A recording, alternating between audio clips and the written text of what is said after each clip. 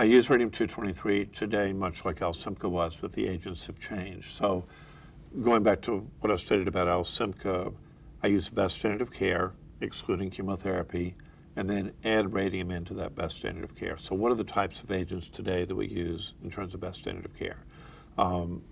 Better hormones. We have abiraterone and enzalutamide that are better hormones than what we used to use. We do have bone-targeted therapy that doesn't prolong survival but does diminish skeletal-related events, things like denosumab, or in my practice probably predominating a little more toward denosumab as compared to the zoledronic acid. And it turns out that using these drugs together is probably the best way to do it. I don't view the radium as a monotherapy. I'm giving the radium, but I'm also giving the other drugs as well. The idea is to benefit the whole patient, not just a piece of the patient.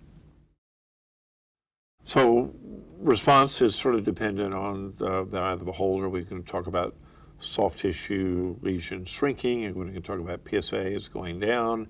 We're going to define it as alkaline phosphatase is going down. What's the definition of response? I think in the traditional world, we'd measure soft tissue because that's what we can measure.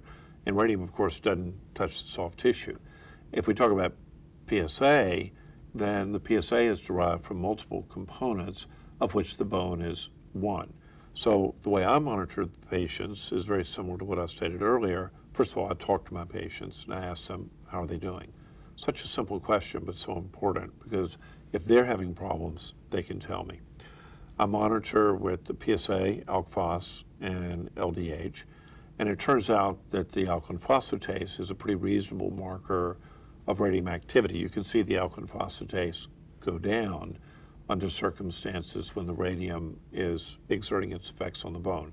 I didn't say there was benefit from that, but I will say that if your alkaline phosphatase is not going down, you're more likely not to be able to benefit.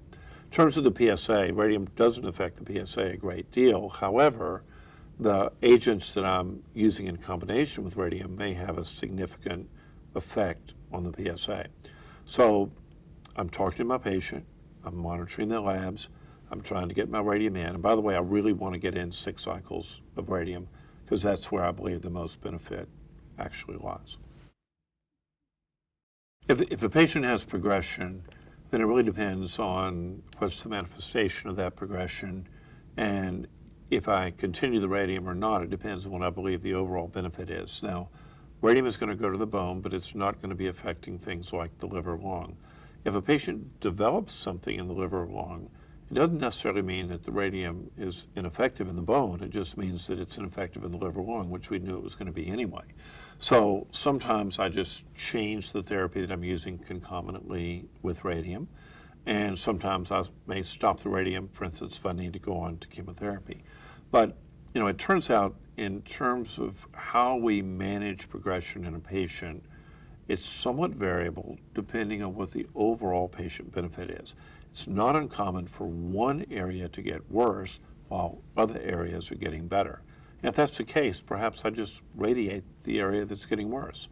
So managing progression depends on what type of progression it is, where is it located, is it symptomatic or not, and what tools are available for me to be able to attack it.